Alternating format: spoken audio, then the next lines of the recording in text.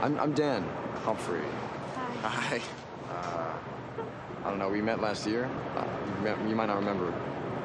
Yeah, you probably don't, but look, you should be more careful. You need to keep your hands off of her. Blair! Trying to take advantage of her on the holidays. Come on, let's go, Serena. Bye, Dave. Bye. Bye. Bye, Serena. Picture this. It's 2012. You've just spent 6 years of your life watching the most glamorous, chaotic, and aggressively dramatic teenagers in New York City destroy each other over brunch. The series finale has finally arrived. The ultimate question is about to be answered. Who is Gossip Girl? Who is the omniscient, ruthless cyberbully who has stalked, harassed, and exposed the deepest, darkest traumas of the Upper East Side elite? It's Dan Humphrey, the guy who literally just married the primary victim of his decade-long digital harassment campaign. When the reveal happens, the reactions of the characters are, quite frankly, medically insane. Serena smiles like he just told her he bought her a puppy. Blair rolls her eyes like he just forgot to take out the trash. The general consensus of the room is essentially, "Oh, Dan, you little rascal. You stalked us and ruined our lives for years? How romantic." But let's be entirely real for a second. If you strip away the terrible 2012 indie pop soundtrack and actually rewatch Gossip Girl with the knowledge that Dan is behind the keyboard, the entire show completely transforms. Dan Humphrey stops being the lovable, waffle-eating romantic underdog from Brooklyn. Instead, he morphs into a deeply disturbed, incredibly toxic puppet master. He isn't the moral compass of the Upper East Side. He is, without a doubt, the most petty, vindictive, and calculating narrator in television history. So let's grab a cup of coffee that costs more than my rent and talk about exactly how Lonely Boy conned us all. Chapter 1. The Moral High Ground is located in Brooklyn. To understand the absolute fraud that is Dan Humphrey, we first have to talk about the myth of Lonely Boy. From the very first episode, Dan's entire brand is built on his status as an outsider. He's the poor, struggling artist from Brooklyn, forced to navigate the treacherous, shallow waters of Manhattan's elite. He constantly wears this invisible badge of moral superiority, looking down his nose at Chuck, Nate, Blair, and even Serena for their unearned wealth and privilege. Dan is just a humble, grounded guy. He rides the subway, he eats breakfast with his dad, he doesn't care about status. Except that's completely garbage. First of all, let's address the real estate elephant in the room. The Humphreys lived in a massive, multi-bedroom, exposed brick loft in Dumbo, Brooklyn. His dad was a former rock star who owned an art gallery. Dan and his sister Jenny went to a private school where the tuition is roughly the same price as a luxury sedan every single year. Dan wasn't poor, he was just millionaire poor surrounded by billionaire rich. But Dan desperately needed to be the victim. His poverty was an aesthetic choice, a weapon he wielded whenever he wanted to make Serena feel bad about herself or whenever he needed an excuse for why he didn't fit in. He didn't hate the Upper East Side because it was corrupt and shallow. He hated it because he wasn't invited to the party. This brings us to the core of Dan's personality. He is the ultimate textbook definition of the nice guy. Dan genuinely believed that because he wasn't a billionaire playboy like Chuck Bass, he was inherently a good person who deserved everything he wanted, specifically Serena. He put her on this impossible pedestal, projecting his own fantasy of the perfect, tragic muse onto Serena. And the second Serena acted like a real human being, with flaws, trauma, and a messy past, Dan would instantly punish her with the very moral high ground he claimed to hate. He judged her for drinking. He judged her for her family. He judged her for breathing. He gaslit Serena and everyone around him into thinking he was their grounded savior, all while secretly salivating over the exact power and status they possessed. His morality was completely conditional. The moral high ground was never about doing the right thing for Dan. It was just a place he could stand so he could look down on everyone else.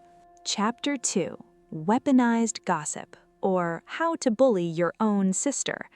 Now, if we are accepting that Dan Humphrey is Gossip Girl, which the writers confirmed, so we have to, we need to talk about the blasts, because this is where the romantic outsider defense completely falls apart, and the sheer, unadulterated pettiness of Dan Humphrey shines brightest.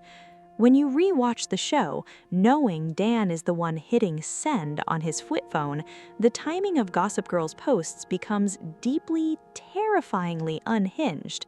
Dan didn't use this platform to expose systemic injustice or bring down the billionaire class. He used it to settle high school grudges and throw digital temper tantrums. Let's look at the receipts, starting with his own flesh and blood, Jenny Humphrey. Dan wrote and published blasts about his teenage sister's virginity. He published blasts about her stealing, her banishment from the city, and her lowest, most humiliating moments. And why? To protect his cover? No, because Dan saw Jenny as an extension of his own social standing. When she became Queen Bee and fully assimilated into the Upper East Side, doing exactly what he secretly wanted to do but couldn't, he punished her for it. And it wasn't just Jenny. Think about his dad, Rufus. Dan literally ruined his own romantic moments, exposed his dad's secret love child, and caused massive rifts in Rufus and Lily's marriage. But the most psychotic behavior is reserved for Serena. Dan would literally be sitting on a bed next to Serena, holding her while she cried over a Gossip Girl blast that he just sent. If Serena didn't text him back fast enough, boom, a blast about her buying pregnancy tests. If Serena decided to date someone else, boom, a blast framing her as a tragic, washed-up party girl. He was the definition of an internet troll, but with an horrifying amount of real-world power. Whenever Dan felt insecure, emasculated, or ignored, Gossip Girl would miraculously have a massive scoop that destroyed the exact person who made him feel that way. He weaponized a gossip blog to emotionally manipulate the girl he supposedly loved into thinking that everyone in her life was against her, leaving him as the only safe harbor. It's peak sociopathic pettiness. He didn't win Serena's heart. He essentially put her under a psychological siege until she had Stockholm Syndrome. Chapter 3: Main Character Syndrome and the Inside Era. If seasons 1 through 4 were Dan playing the covert sniper, season 5 is when he decides to just drop a nuclear bomb on his own social circle. Let's talk about his masterpiece. Let's talk about Inside. By the time Dan actually gets his book published, his God complex has fully metastasized. He has spent years controlling the narrative in secret via Gossip Girl, but that's no longer enough. Dan is a writer with a capital W, which means he suffers from a terminal case of main character syndrome. To Dan, his friends, his family, and his romantic partners aren't actual human beings with feelings and interior lives. They are content. They are material to be mined. In Inside, Dan does what he does best. He rewrites history to make himself the brooding, misunderstood, intellectual hero. He names his self-insert character Dylan Hunter, a name so aggressively cringeworthy it should have been a red flag for his publisher right then and there. But the real crime of Inside is how he portrays everyone else. He reduces Serena, the supposed love of his life, to a shallow, flighty, one-dimensional party girl who is entirely dependent on his character for any shred of depth. He writes Blair as a cold, calculating snob who secretly yearns for his intellectual superiority. He completely eviscerates his best friend, Nate, writing him off as a useless, brain-dead golden retriever. And when his friends inevitably find out that he stole their darkest secrets, monetized their trauma, and published it for the world to read, Dan is genuinely baffled that they are upset. This is the ultimate proof of Dan's pettiness as a narrator. When reality doesn't match the fantasy in his head, he simply throws a tantrum and publishes a book to force the narrative. He demands to be the center of their universe. He claims he wrote the book to finally get them out of his system, but the truth is, he wrote it because he was terrified they might stop paying attention to him. He didn't just want to be part of the Upper East Side, he wanted to own it. He wanted to be the one who dictated who was relevant and who wasn't. Through Inside, Dan stops pretending to be the innocent bystander. He proudly declares himself the puppet master, looking down from his Brooklyn loft, absolutely drunk on his own pretentious prose. The Upper East Side was like something from Fitzgerald or Thackeray. Teenagers acting like adults. Adults acting like teenagers, guarding secrets, spreading gossip, all with the trappings of truly opulent wealth. And membership in this community was so elite, you couldn't even buy your way in. It was a birthright I didn't have, and my greatest achievements would never earn me. All I had to compare to this world was what I'd read in books, but that gave me the idea. If I wasn't born into this world, maybe I could write myself into it. Chapter 4: The Muse versus the Masterpiece. Serena and Blair. If we are looking at Dan Humphrey as a writer and a narrator, we have to examine his ladies. Every pretentious writer needs a muse, right?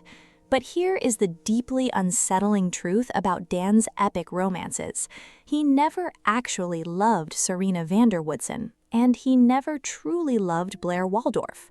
What he loved was the idea of them, and more importantly, what they represented for his own character arc. Let's start with Serena, his supposed soulmate. To Dan, Serena was the golden girl. She was the glowing, untouchable trophy at the top of the Upper East Side Tower. Winning Serena meant that lonely boy had finally made it. But he didn't love the real Serena, the messy, insecure, constantly making terrible decisions Serena. He loved the fantasy version he created in his head before they even spoke. Because he viewed her as a character in his story rather than a real human being, he felt entirely justified in punishing her whenever she went off script. If Serena dared to act out, date someone else, or prioritize her own chaotic family over him, Dan didn't just break up with her. He used Gossip Girl to assassinate her character. He would leak photos of her at her lowest, most vulnerable moments, exposing her drug use, her family secrets, and her private tragedies. He did this to break her down, ensuring that the glowing pedestal he put her on was the only place she could safely stand. And then there's Blair. Oh, the Dare era. If Serena was the unattainable muse, Blair was the masterpiece. In the later seasons, Dan pivots his obsession toward Blair because she represents something entirely different: intellectual conquest. Blair is a snob. She hates everything Dan stands for. So for Dan, making Blair Waldorf fall in love with him is the ultimate ego trip.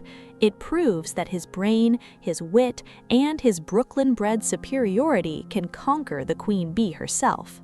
Dan decides that he and Blair are going to be this highbrow, literary power couple, but just like with Serena, he refuses to accept the reality of who Blair is. He actively tries to isolate her from her actual life, her dark side, and her undeniable connection to Chuck. He wants the sanitized art film version of Blair. When Blair ultimately chooses her own messy, dramatic life over his curated indie movie fantasy, Dan's fragile ego shatters. How does he respond? By writing another scathing, vindictive exposé about her, of course. The moment these women stepped out of the neat little narrative boxes he built for them, he destroyed them. A healthy partner communicates. A petty narrator publishes your deepest insecurities to millions of people on the internet. Dan didn't want an equal partner. He wanted a leading lady who would hit her marks, say her lines, and make him look like the hero. Chapter 5: The Greatest Gaslight in TV History. This brings us back to the series finale, the culmination of a decade of cyberbullying, stalking, and psychological warfare. The moment the mask comes off, the laptop closes, and Dan Humphrey looks his victims in the eye.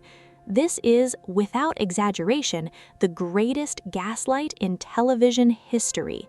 Let's break down the actual speech Dan gives when he is outed as Gossip Girl. He stands in a room full of people whose lives he has systematically derailed for years.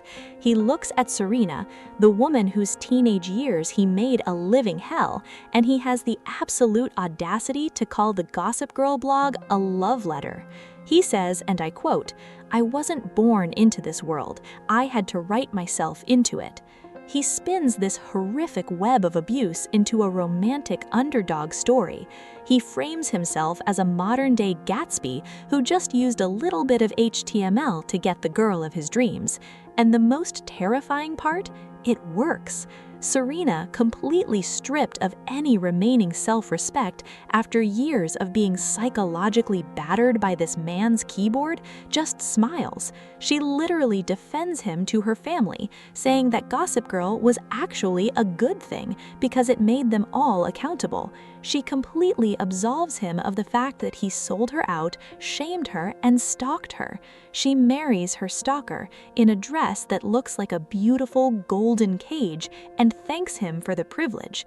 And the rest of the elite, Chuck and Blair, they just nod and accept him into their circle. In a deeply twisted way, they respect the hustle.